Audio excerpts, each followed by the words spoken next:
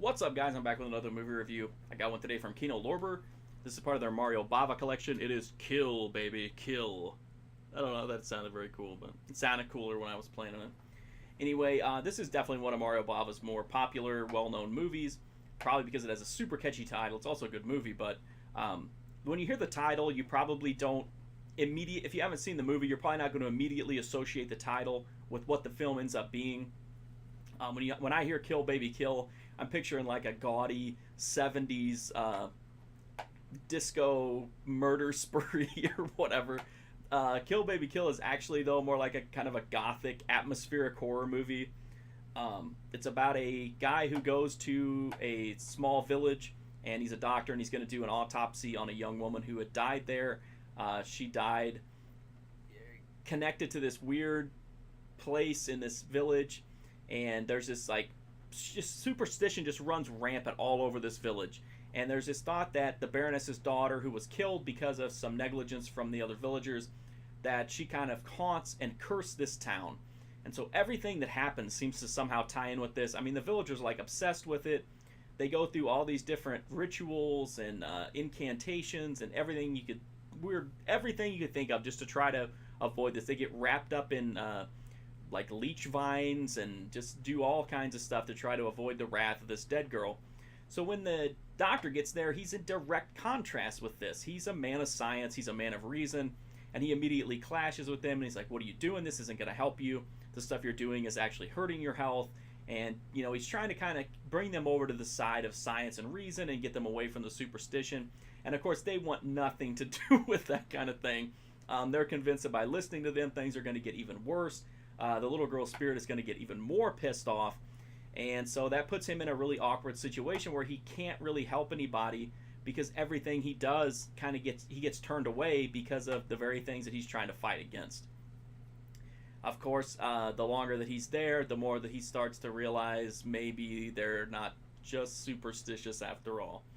This is a very well-made movie, very, very beautiful visually. It's got great compositions. It's got some amazing, just like the shots of the spiral staircase are great. There's like a scene with like a portrait landscape that I don't want to like completely spoil it, but it's a very like surreal moment. This movie has a lot of surreal moments. I usually gauge movies on how insane they are, and because I really like crazy stuff.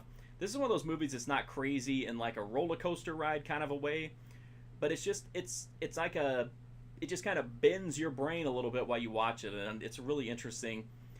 It's very brisk. The pacing is great. Everything kind of keeps you pulled into it.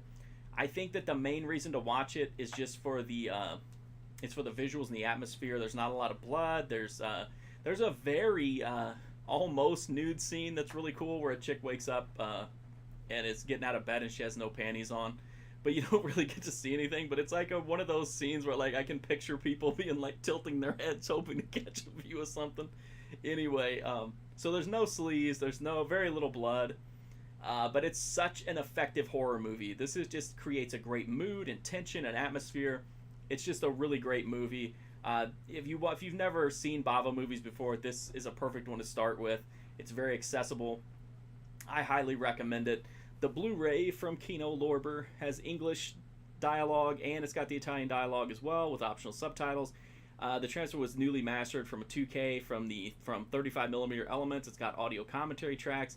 It's got a documentary that was shot by David Gregory from Severn Films, so you know it's going to be good because David Gregory is our good friend and he would never lead us astray. That's how I feel about it. Anyway, and it's got some trailers, stuff like that. It's a loaded disc. I do think the transfer on this one, I don't know, to me it looks like it's a little bit over processed. If you've ever seen a movie to where it looks like they've kind of digitally scrubbed it to the point that it almost looks like a little bit too kind of like digitally soft, I guess.